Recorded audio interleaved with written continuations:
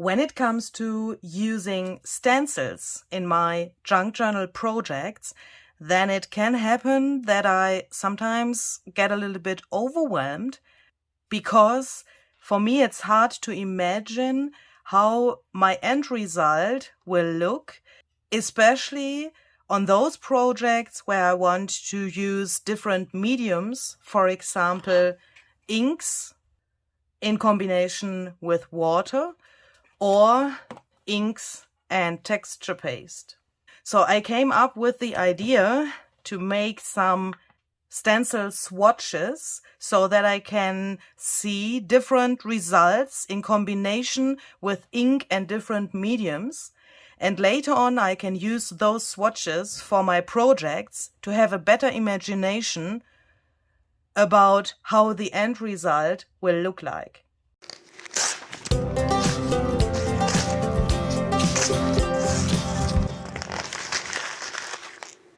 Hi there, this is Luise Heinzel. Thank you very much for joining me today.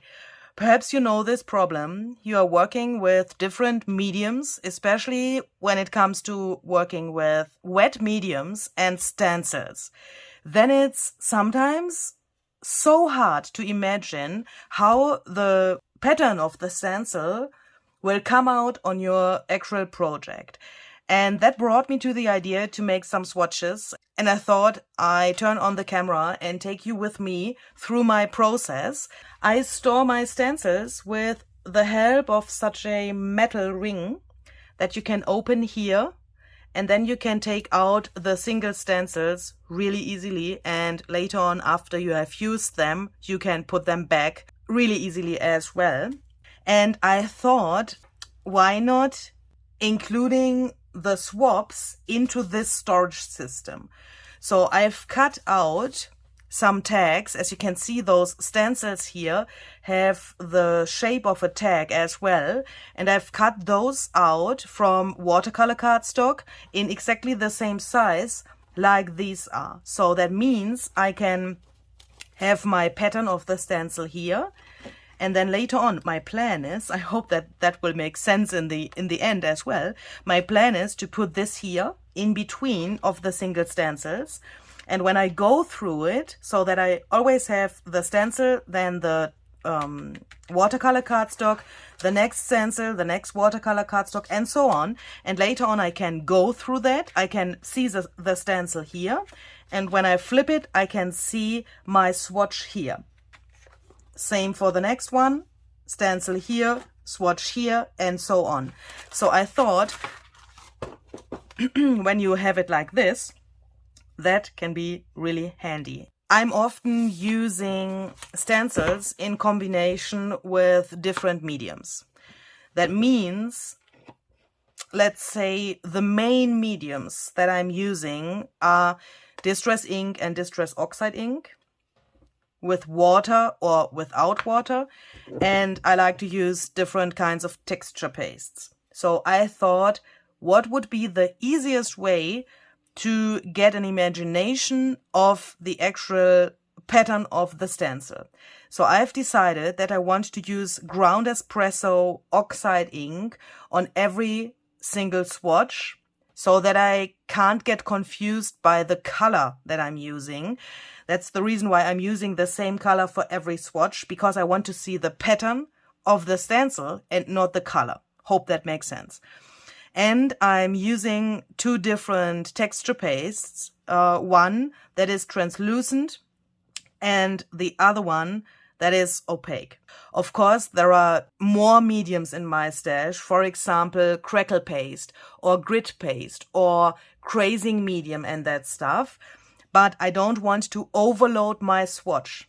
That was a really big point that I have thought about really long, because this tag is actually really big. I mean, I could bring more than those three mediums to my tag, but I think it can also be overwhelming when you have too much on your tag. So that's the reason why I'm doing that with these three mediums here now today.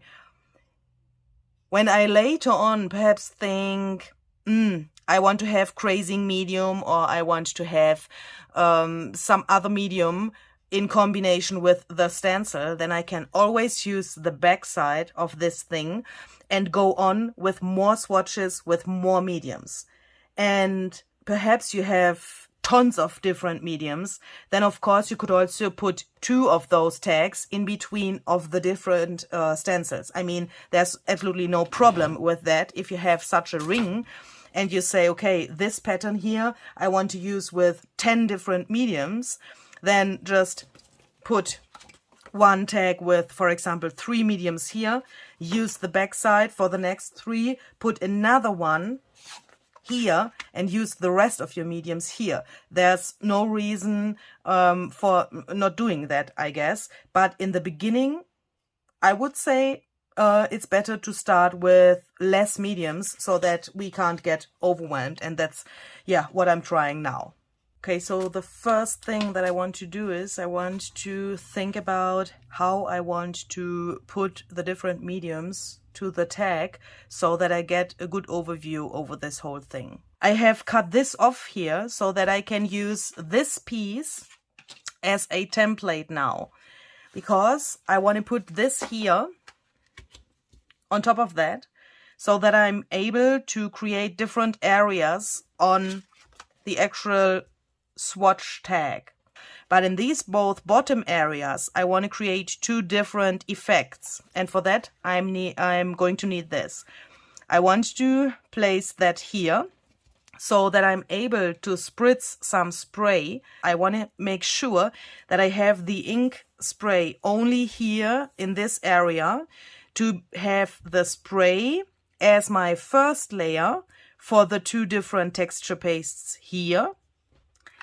And here on the left side, I will apply the texture paste directly to the watercolor cardstock and then put the ink on top so that it is the other way around than here. That will make sense in a second. And this little thing here is only made for having the chance to apply the spray only in this area so that it gets not everywhere and that the whole thing gets not too confusing. So the first thing that I'm going to do now is I take these tags here and I put the template to every single tag, and then I'm going to apply my Distress Oxide Spray Ground Espresso to this area here on each tag, and then I will dry that.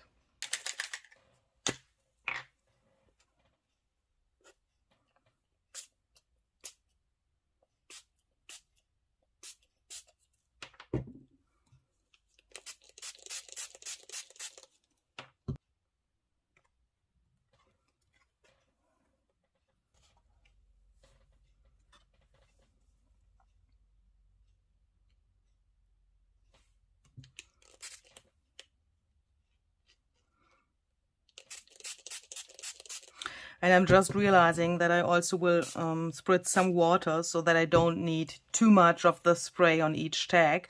Yeah, I think I would do that on a normal project as well, so that I don't waste too much ink. Okay, so when this is finished, it looks like this. My fingers, let's not talk about my fingers, but those tags look like this. I'm really happy how those came out. I'm happy that this is not such a straight rectangle. This looks already a little bit artsy. I mean, these shall become swatches, but why not making artsy swatches? So let's start with this one. And I'm just thinking, I think I can glue this or stick this here with the washi tape like this so that the watercolor tag and the stencil are on my table at the same time, because I want to avoid that this moves around while I'm applying the texture paste and the ink. And now I will do exactly the same steps for every single pattern of stencil that I have.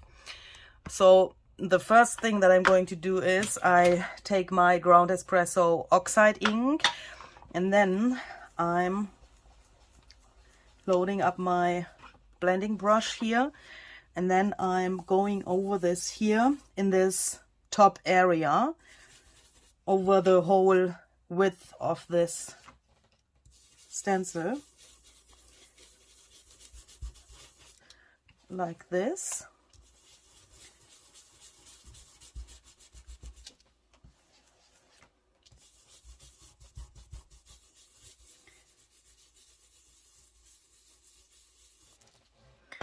And then I want to take the Distress Texture Paste Matte. So this is opaque.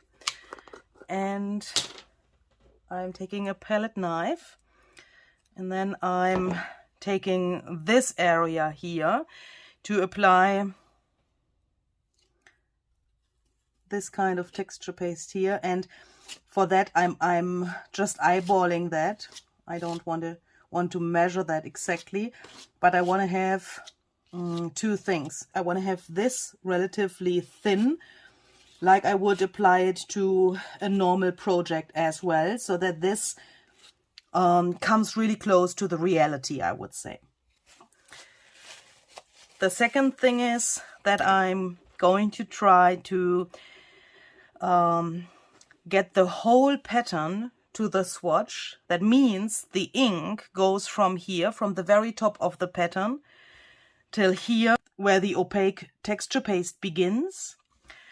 And here I'm starting with the translucent texture paste and go to the very bottom, so that I have filled up the whole pattern. And when I lift that up, I have the whole pattern so that it looks, you know, that I can see the full pattern on the whole thing, but with the different mediums. This translucent texture paste goes here to the very bottom. So, like this.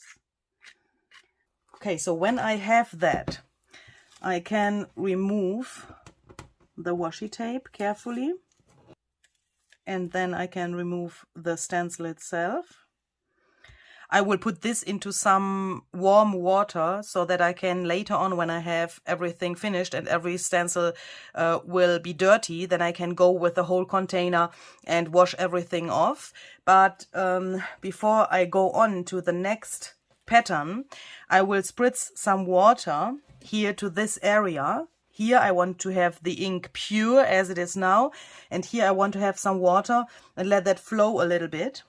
And when I have that, then I can put this aside and let that dry. Approximately like this. And then I will put that to my other table and I will let that dry. And I will go on with my other stencils in exactly the same way. Glue that to the table, apply the ink, the both texture pastes, remove the stencil, and then spritz the water here and let everything air dry. Here we go. I'm more than happy with how these came out. This is already so game-changing. This is a little bit unbelievable for me, but here's one thing that I have to add to those swatches that I would like to show you as well, of course. So let's take this one.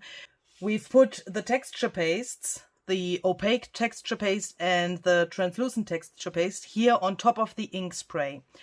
On this side here, I want to do it the other way around. That means I have to bring the ink on top of the texture paste. You can see how different the ink comes out, and I want to have an imagination of that on the other side here as well. So, but the other way around.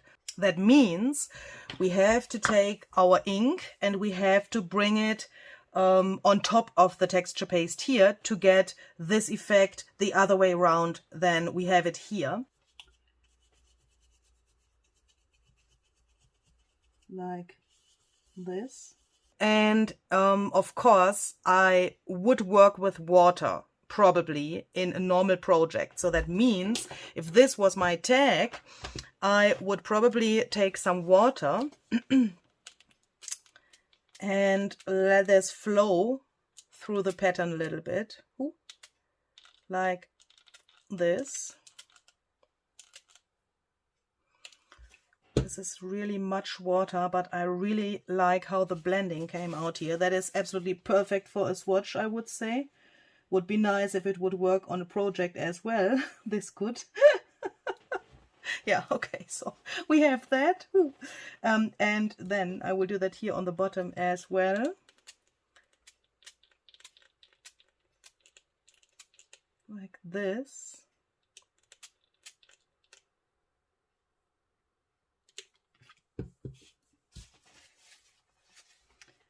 Take a little bit of the water away. And then I will quickly dry that so that we can see how that came out.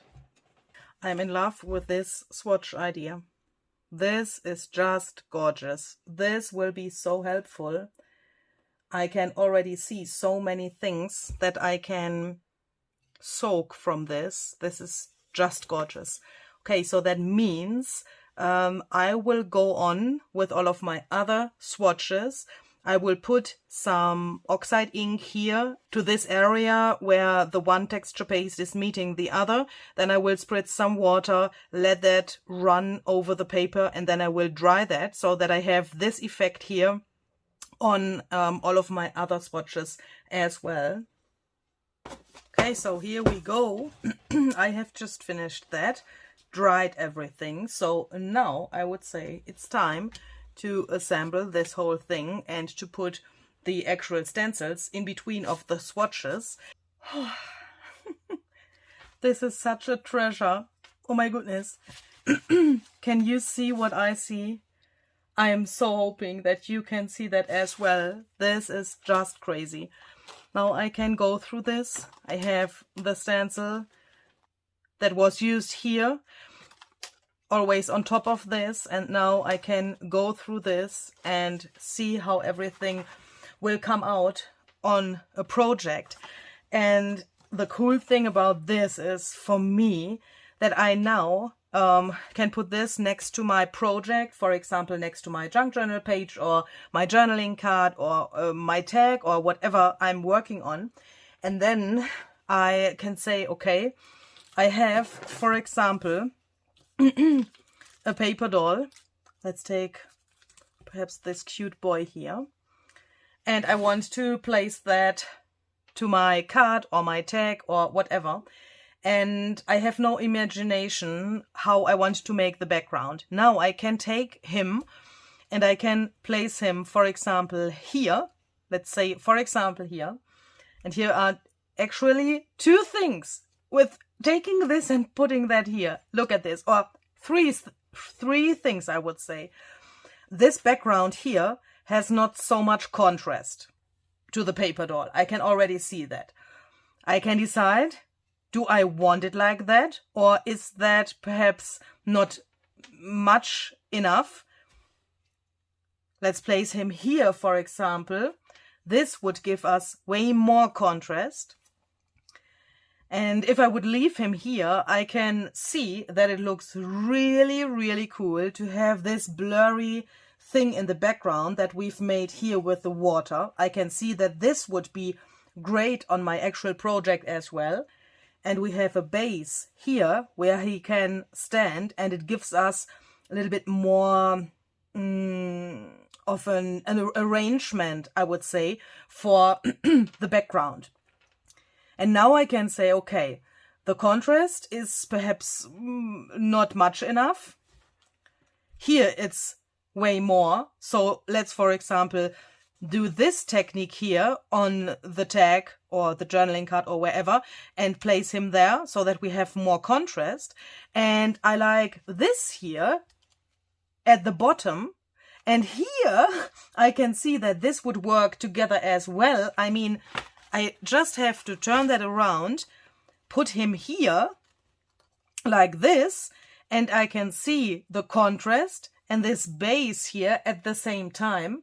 And I can imagine how that would look on my actual project. Isn't that just crazy? This is so crazy for me. Also, oh, excuse me, please. I'm so nervous because this is so great. So, for example, let's take a more abstract stencil like this here. And let's say we have some numbers and other things cut out with die cuts. You can immediately see that this would be really matchy-matchy. Also here, it's kind of matchy-matchy. Here it would make way more sense, or here as well. If I want to have it standing out really much, I would probably place it to this background. And now I can reproduce what I have here on my actual project. I'm blown away. I'm totally blown away. I'm hoping that you perhaps haven't seen this anywhere before. I mean,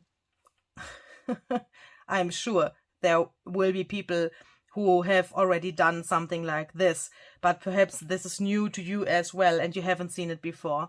And perhaps you think, okay, I need this for myself and I need to make something like this. That would make me really happy, because here I can see so many things. I mean, look at this.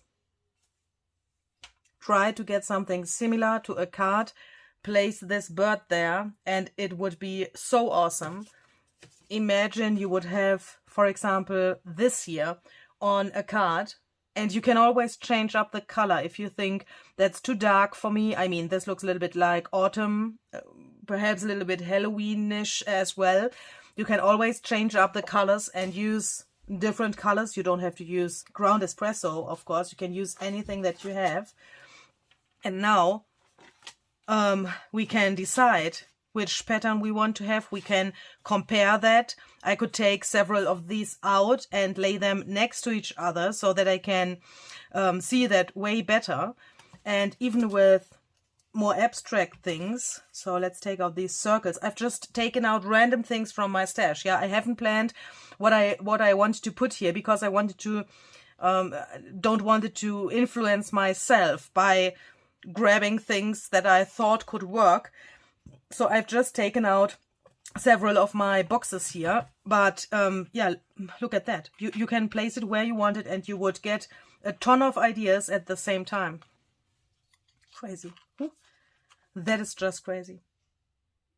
That is really crazy. And I would say often we are creating our backgrounds in relatively neutral colors. For me, that is something that I'm doing relatively often. I mean, colorful backgrounds are also great, but those muted colors for me are, yeah, they have this vintage feeling. They have many possibilities that come with a neutral background. And especially those stencils from Tim Holtz are really interesting, and this is, for me, this is loud. Do you know what I mean? Even if I have used neutral colors here, this is relatively loud because of this gorgeous pattern of the stencil. And that's, for me, with many of his stencils. For example, this here, that would make perhaps really much sense in neutral colors, and then put a really colorful thing on top, a colorful die cut, for example, or something like that. And what I'm trying to say is that this is just gorgeous. I mean,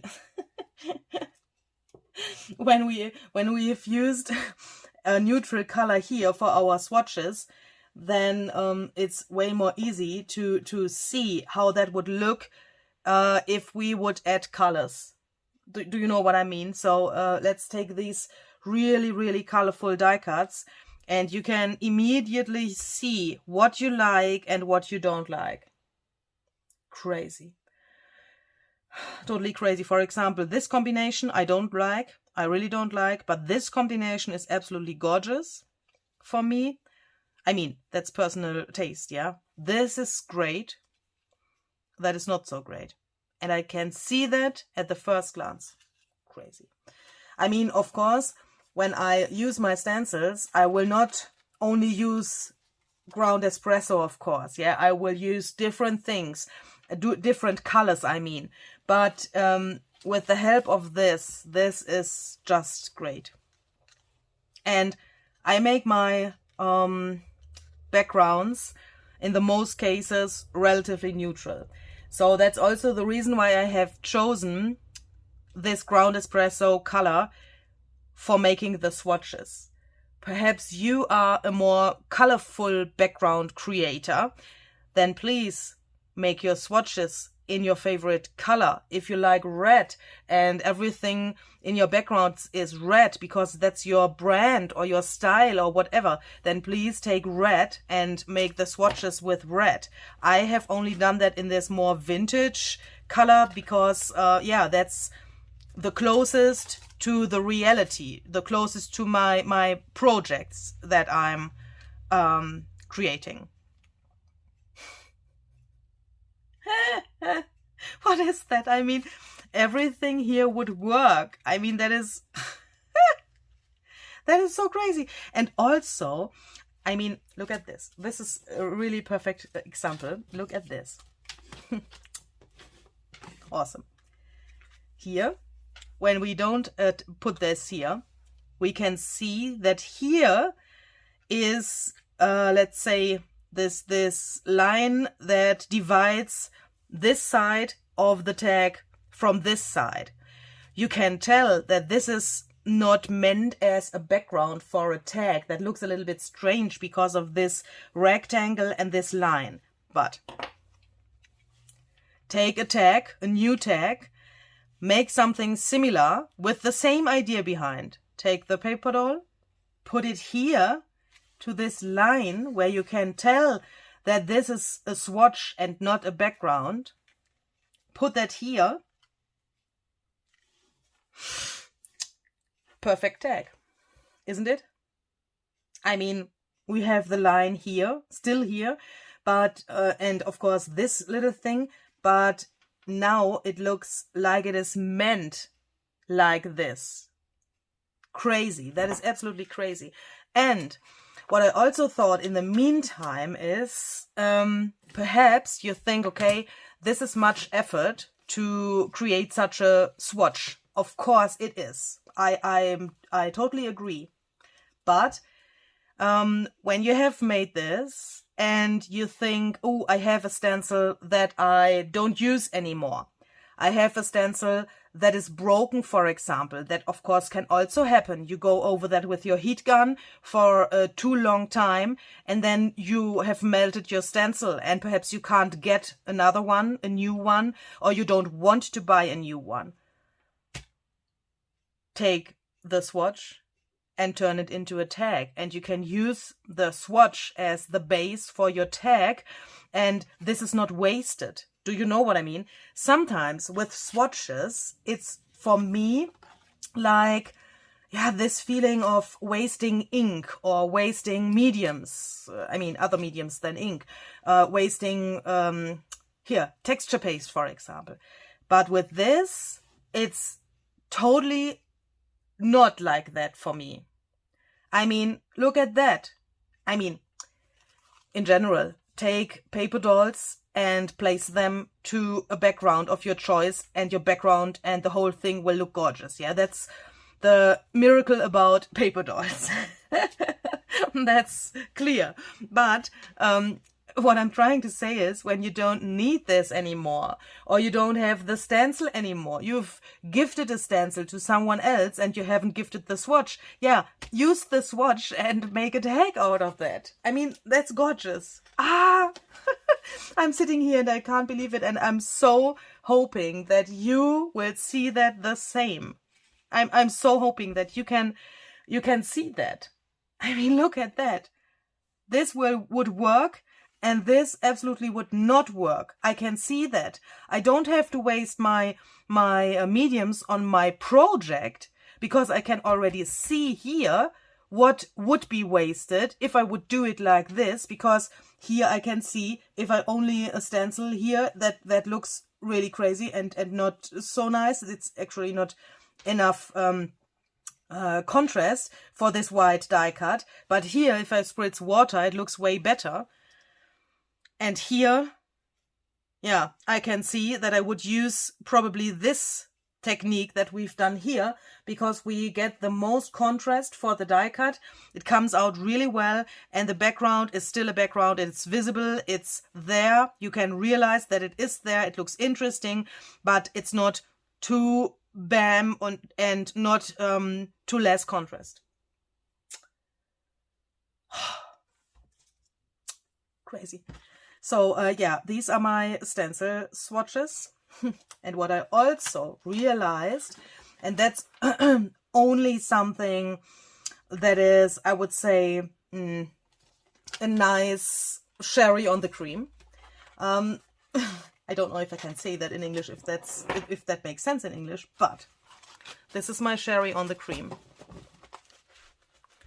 For example, here, can you see how gorgeous those both kinds of texture paste have mixed up here? Also here on the two. Here is the translucent texture paste and here's the opaque texture paste.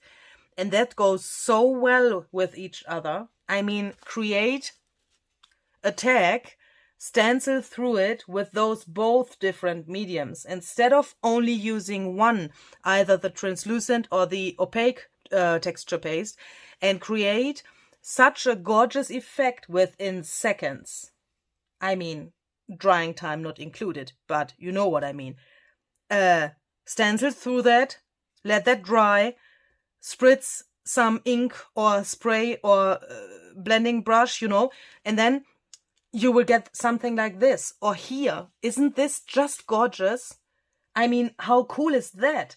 I will definitely use my texture pastes in a more loose way and mix them up a little bit. I mean, not totally, of course, but like it happened here. Here, for example, there's another really good Beispiel. A really good Beispiel for that. Sorry, that's German. A really cool example for that. Here, look at that. This is crazy, isn't it? This is the darker part is just the translucent texture paste, and this lighter part is the opaque texture paste. And also this shimmer. I mean, this is glossy and this is matte. That is absolutely crazy in my eyes. And those details matter. I mean, for me, they matter. And that is something that you can reach with really less effort. Yeah, so you can here, look at that. Look at that. How cool is that?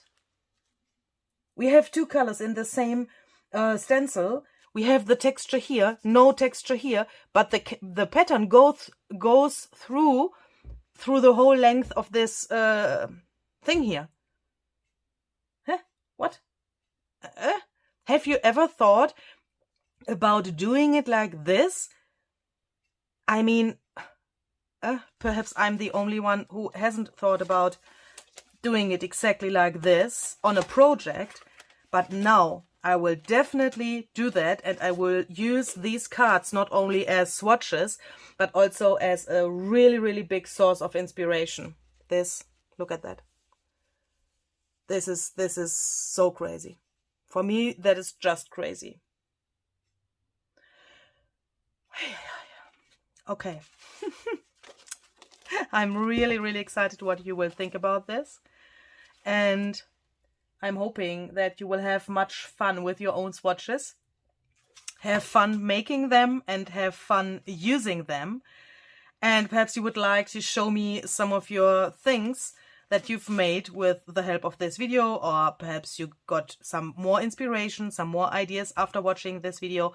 If you want to share that, please, you can do that on Instagram or Facebook or wherever, but please tag me in some way so that I can find your posts. On Instagram, you can use @LuisaHeinzel. That is always also written here down below in the screen. @LuisaHeinzel, and on Instagram, you can also use #JunkJournalArt mit Luisa Heinzel. That's the second thing that's written here. so that I can find your posts easier and that I can see what you have done, and perhaps I can get some more ideas for this as well. And of course, I would love to see what you have created. I have the feeling that I have to buy some new stencils now so that I can create some more swatches with them. Oh, by the way, I've also made some extra tags here. As you can see, these are the same like I've shown you in the beginning for the preparation of this here.